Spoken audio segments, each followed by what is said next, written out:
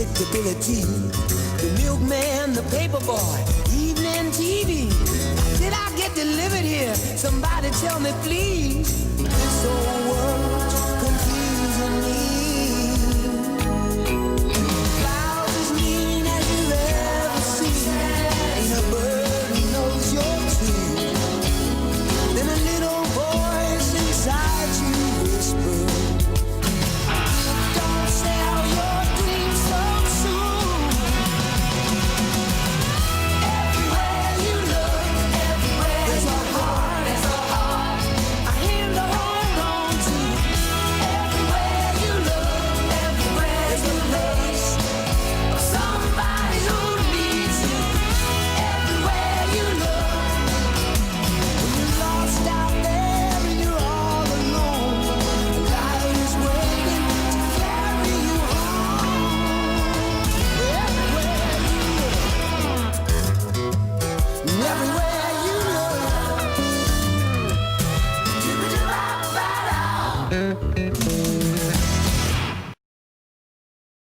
Welcome back to week 5 of Summer Sundays VBS at Brenthaven.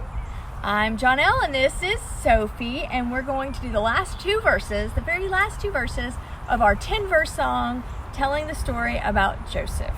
Hope you guys will participate in all the moves and then put it all together. So this week, our 2 verses are, his brothers came to him for food. So his brothers came to him for food, him for food, him for food. His brothers came to him for food. Oh, what a family.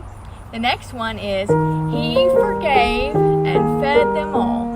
Fed them all, fed them all. He forgave and fed them all. Oh, what a family. So let's do that with the song. Joseph's father had 12 sons, had 12 sons, had 12 sons. Joseph's father had 12 sons. Oh, what a family. Joseph's father loved him best, loved him best, loved him best. Joseph's father loved him best. Oh, what a family. A coat of colors was his bride, was his bride, was his bride. A coat of colors was his bride. Oh, what a family. All his brothers envied him, envied him, envied him. All his brothers envied him.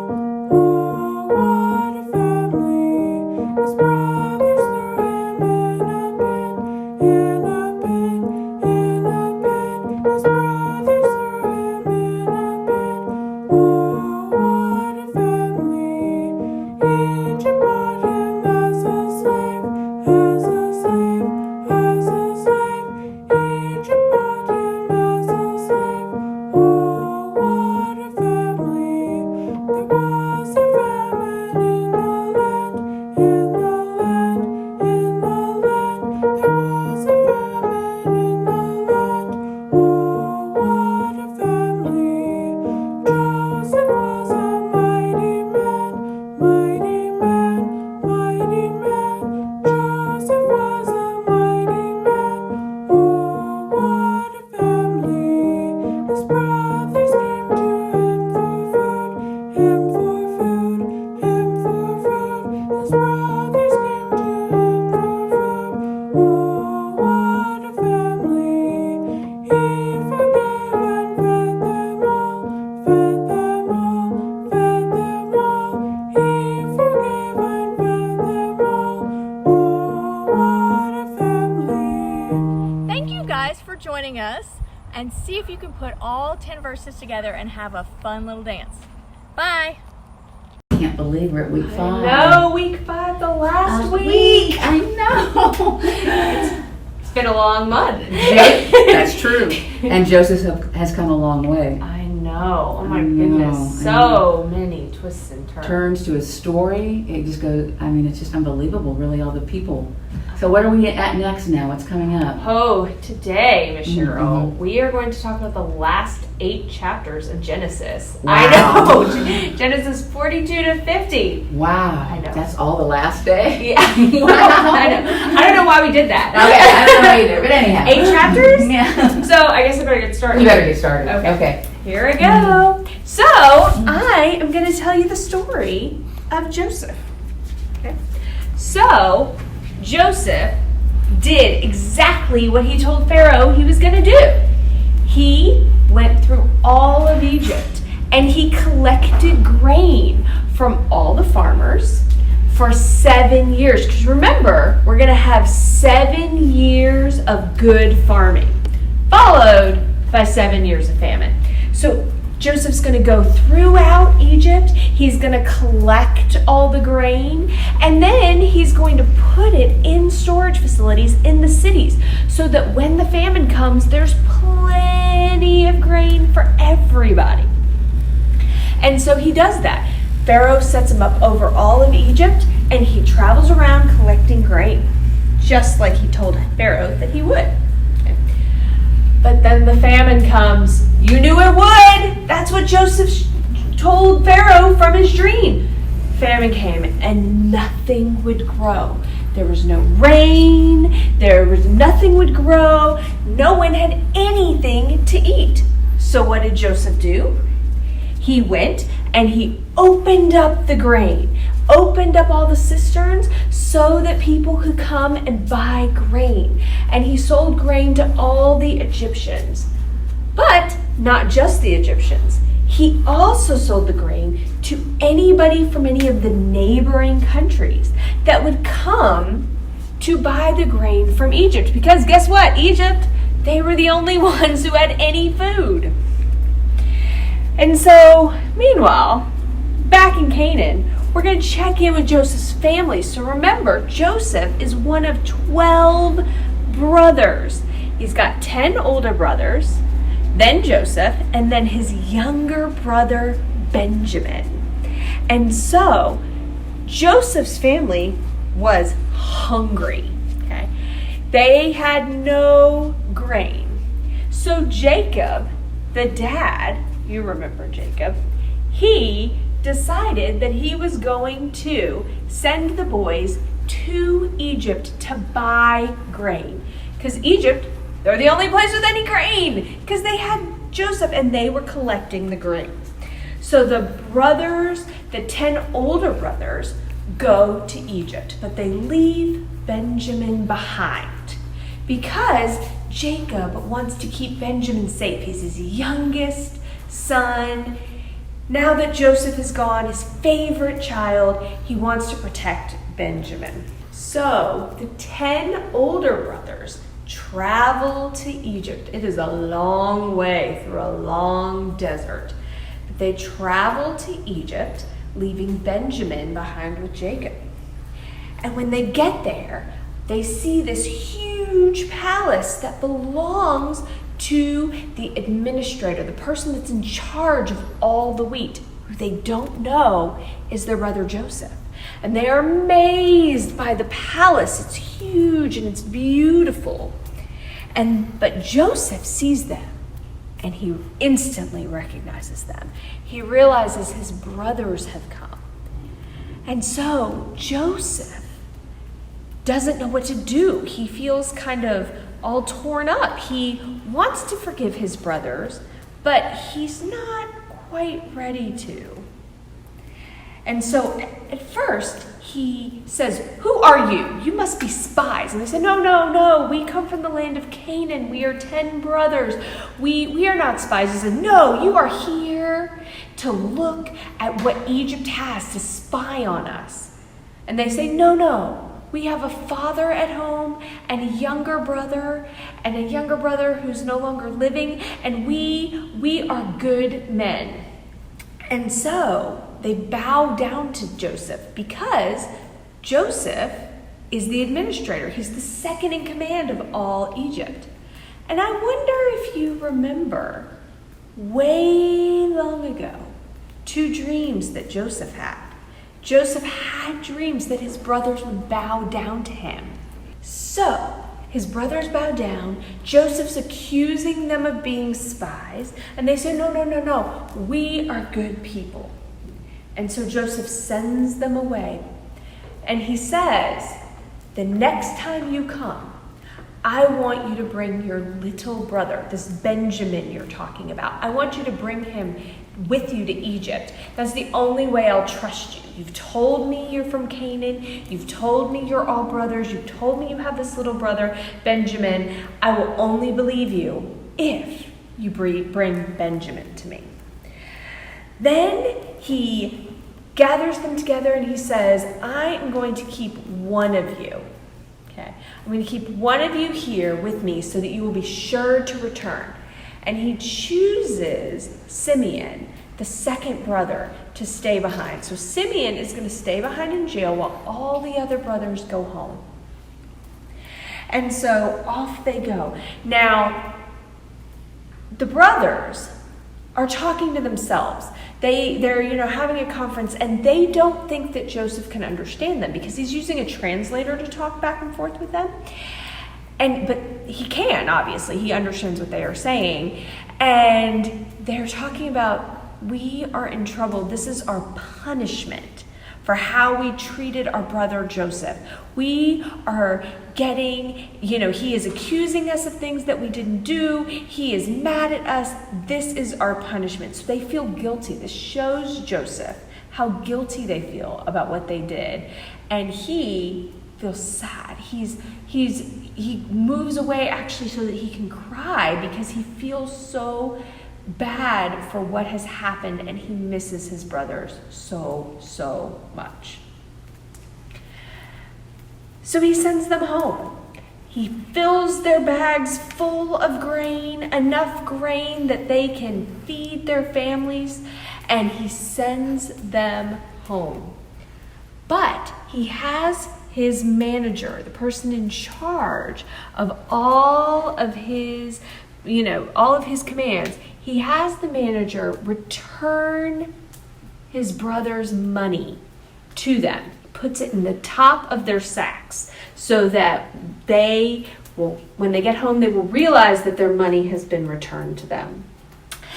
Well, they get a little bit down the road and one of them stops to feed their donkeys and he discovers the money. He's like, oh, the money they didn't take it. We're gonna, they already think we're spies. Now they're gonna think we're thieves.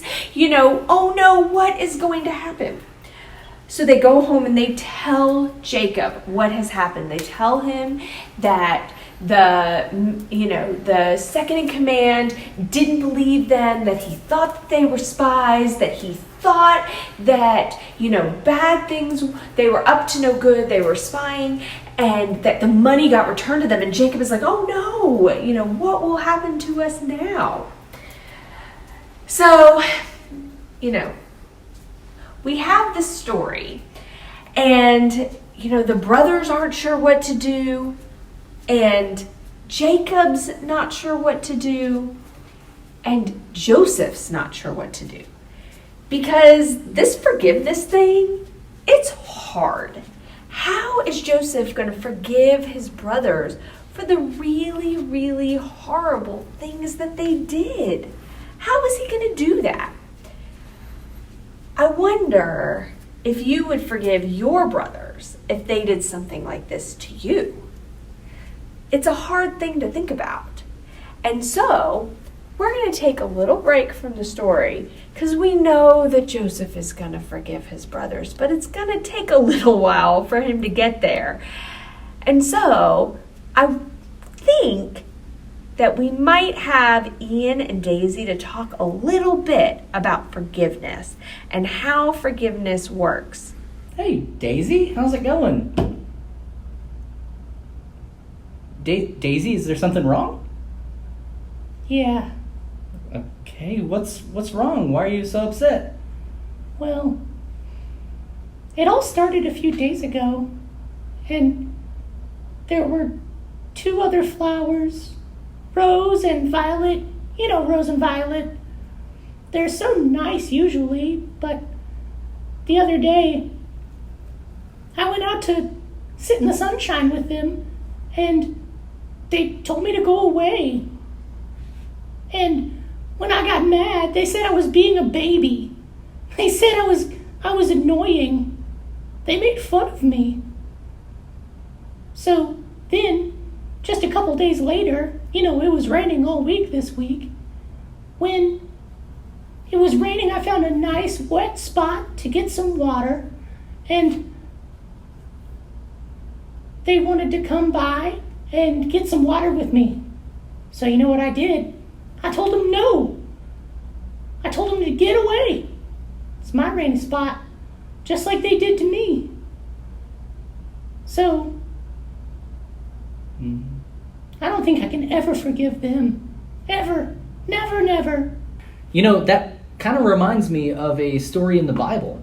Sunshine and rain reminds you of a story in the Bible? No, silly. Of course not. The forgiving part. Oh. Yeah, it's the story about a young guy who was very special in his father's eyes. Oh, yeah, Daniel. Daniel was really special. True, but I was thinking about the story of Joseph. Oh, Joseph, yeah. We've learned a lot about him. Yeah, exactly. Joseph was like one of 12 sons of Jacob. Yeah. And Jacob loved his son Joseph so much, and he made him a very special coat of many colors. Yeah, I heard it was beautiful. Yeah, it was. And Joseph loved his coat very much, but his 11 other brothers obviously became very jealous. That makes sense. Yeah, but what wasn't so great is when they didn't get a beautiful coat, they did something really cruel. Really cruel? Yeah, they put Joseph. You remember this? You've been to Summer Sundays in VBS. Yeah, but I forget. Yeah, that's okay. So remember first, they maybe put him in a hole, and then they sold him, and that sent him with merchants traveling to Egypt. Oh, yeah. So I bet Joseph was really angry. Yeah, he was. Reminds me of Rose and I don't even want to say her name. I know. I understand. You're upset. I am. I know. Look, I get it. I get it. He was angry at first, just like you are right now. So what happened? Well, Joseph made his home in Egypt, and soon he became a really important person. And one day, Pharaoh had a dream, and Joseph kind of told him what it was all about, that there would be a famine in the land. Oh, that's scary. Yeah, it was. A famine is about when people don't have food to eat. I bet people got really hungry. Yeah, I think they did, and it was 7 years long. Yeah, exactly. So, but Pharaoh was a smart guy, so he put Joseph in charge, right? Yeah, I remember that. Yeah, so he put Joseph in charge of the food. This is where the story gets interesting. It was already interesting. I know, but this is where the story gets more interesting. See, Joseph's brothers ran out of food. Yeah, exactly. And then they came to Joseph to get some food from him. Oh, and I bet he told them, he said, "Go back home. You don't get any of my food." Actually, no. That's not exactly what happened. Well, what happened then? Well, I'll tell you. Joseph decided to forgive them. Hold on. No way. Yeah, Joseph eventually forgave them and shared the food with them because he realized that there's nothing that can separate us from God's love, right? I knew that. Yeah, but he also realized maybe forgiveness is kind of like that too, right? When we learn to forgive others in our hearts, then God can do great things. I guess Joseph did the right thing by forgiving his brothers. Yeah, exactly. So I better forgive Rose and Violet too. Yeah, I think that would be a good start, to forgive Rose and Violet from your heart. Yeah, I think that they can make good friends. I agree. So time passes, and the family eats all the food that Joseph gave them. And now they're hungry again, living in Canaan. And Jacob says to his sons, it's time for you to go. You need to go to Egypt, and you need to get some more food for us. Well, they say, but we can't. He told us we couldn't go unless we bring Benjamin with us. We have to bring Benjamin with us.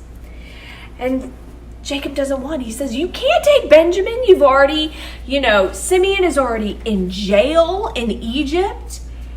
Joseph has been gone for years, eaten by animals.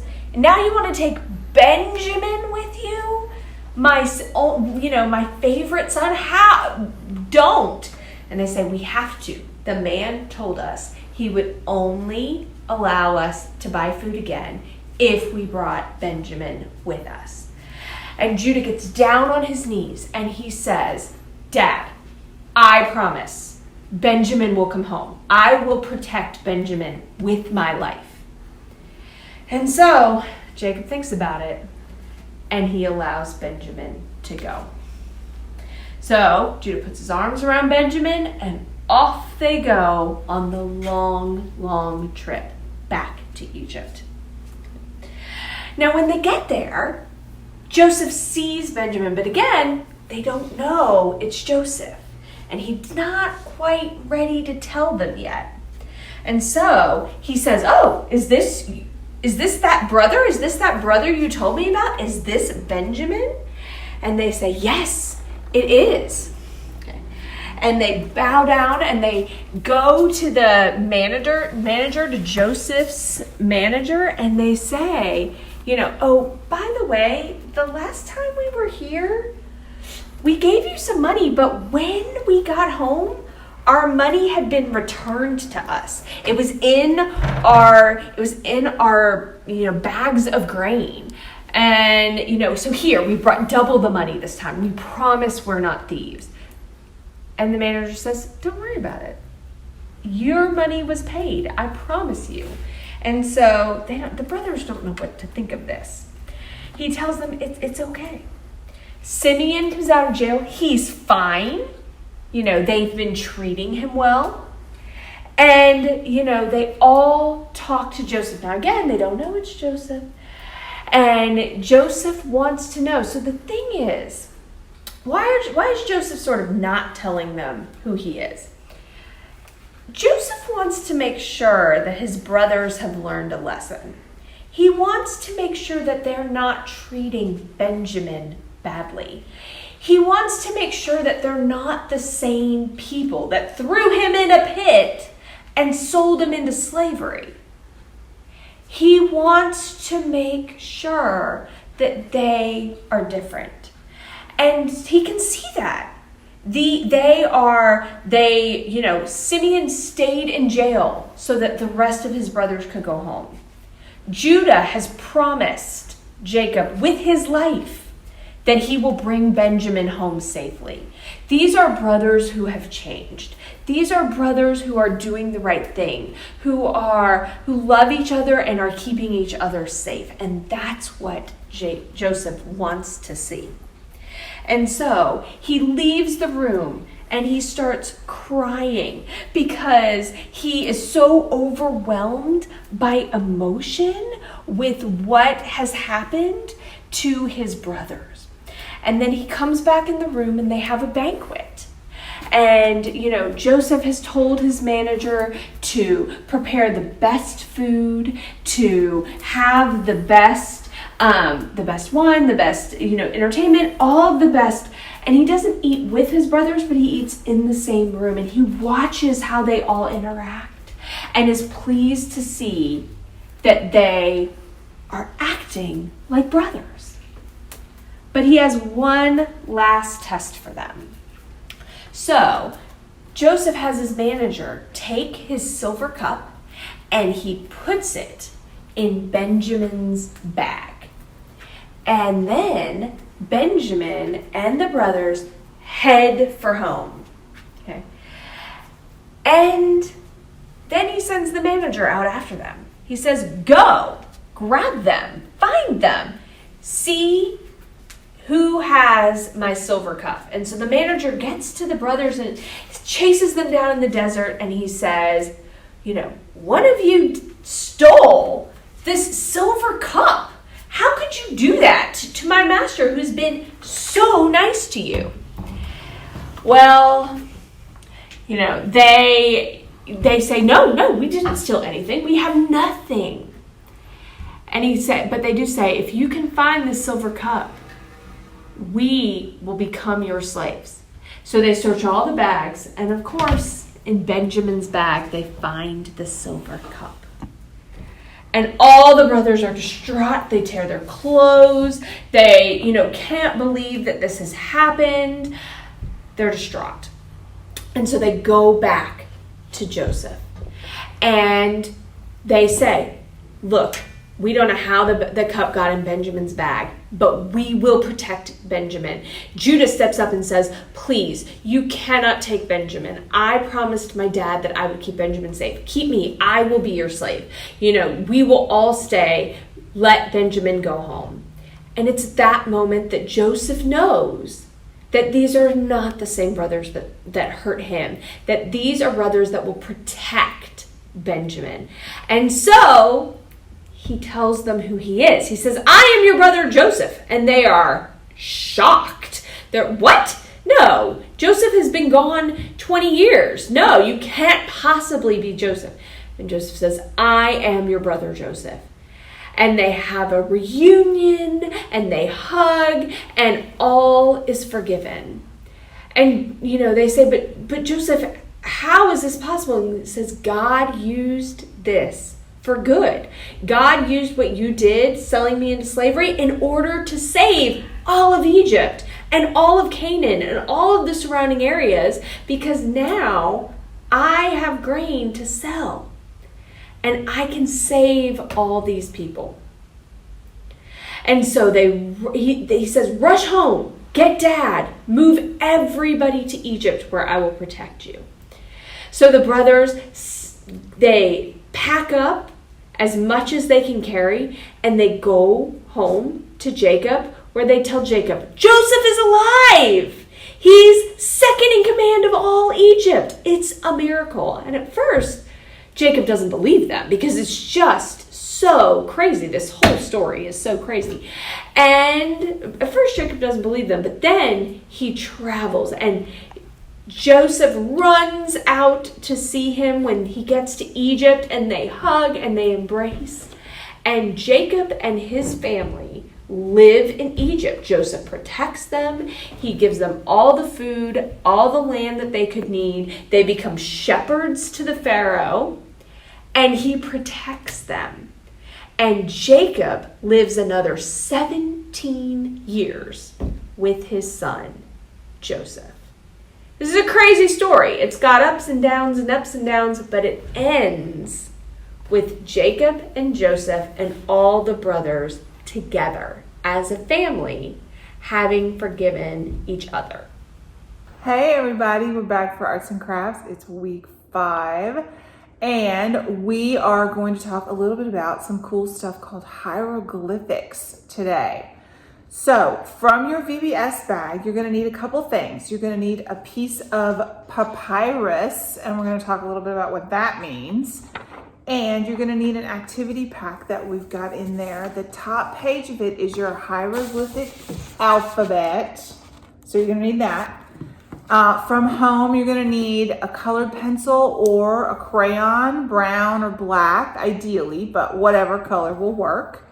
And today, you're going to turn that papyrus into a placemat for the feast that we always have at the end of our VBS. So, Jackson is going to start working on how to make his name in hieroglyphics, and we are going to talk a little bit about what hieroglyphics is while he's doing that, all right?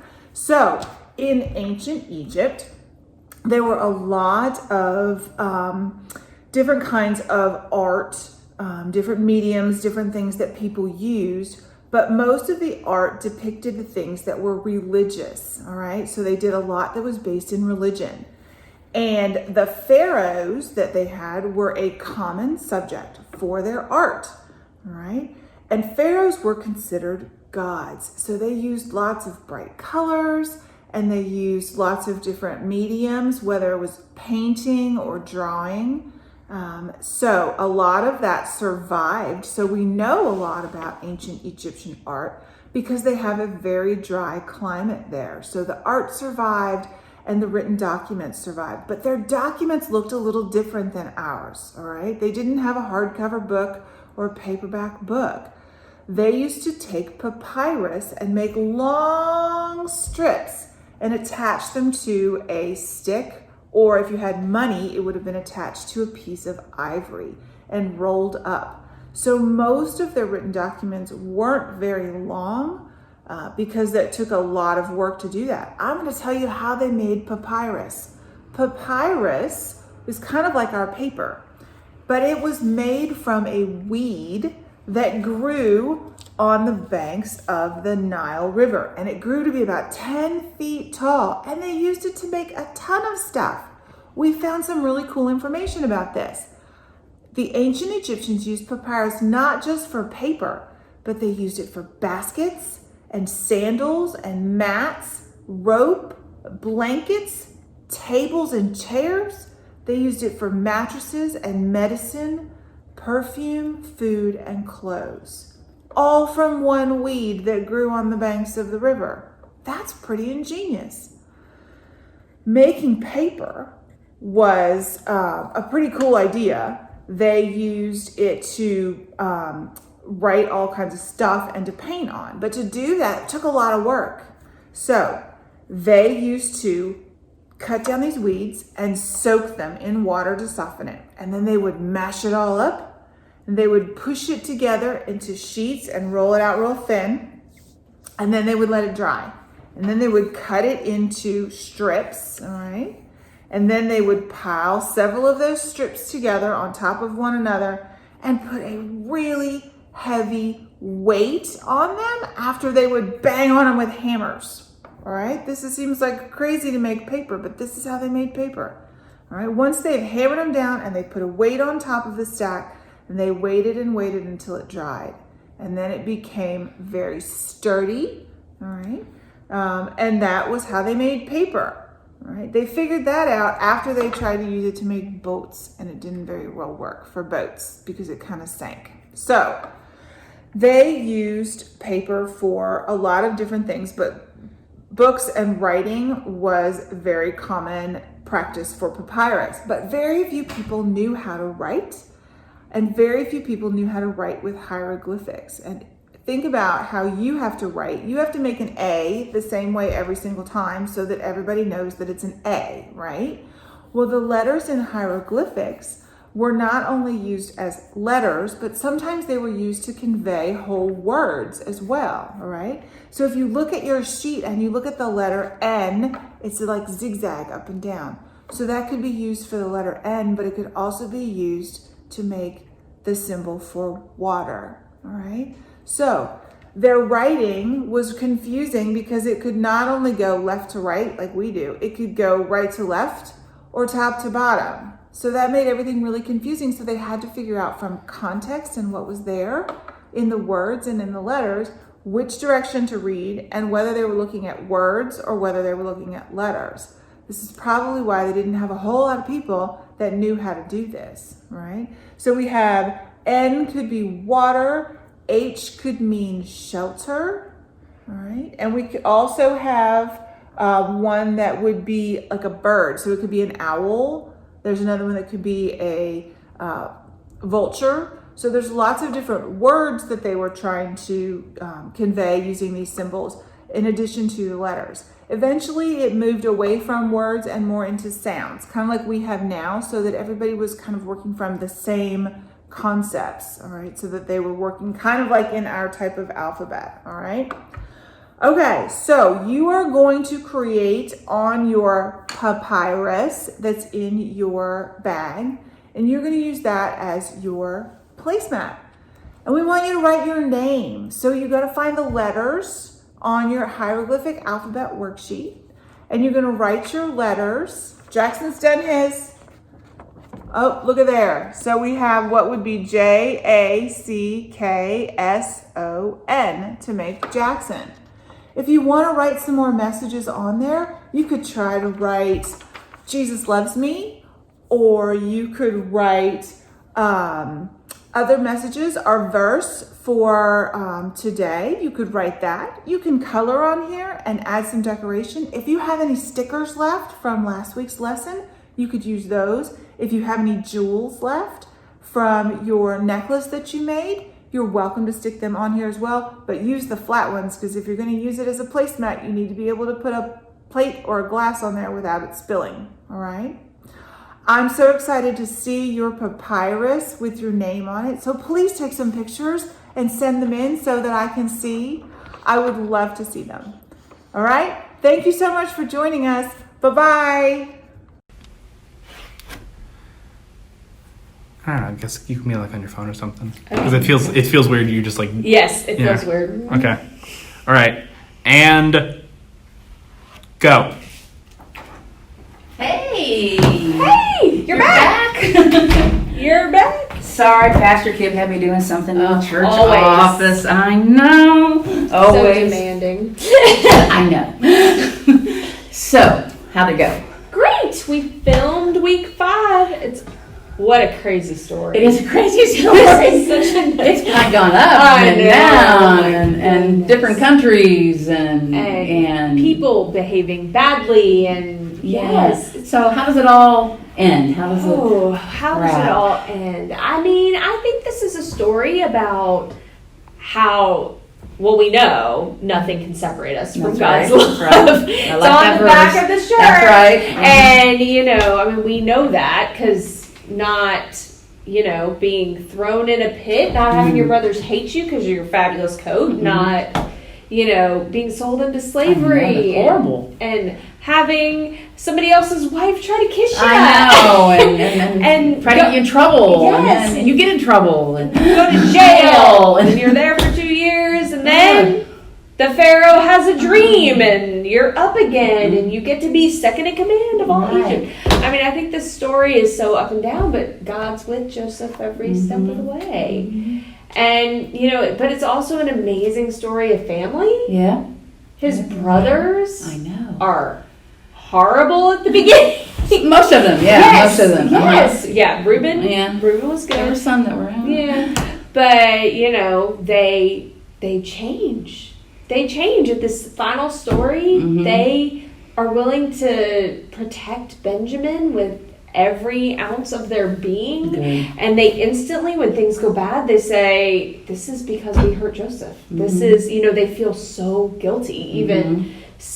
However many years, this is 17 years later, they feel Mhm. so guilty. And they need his help, Yes.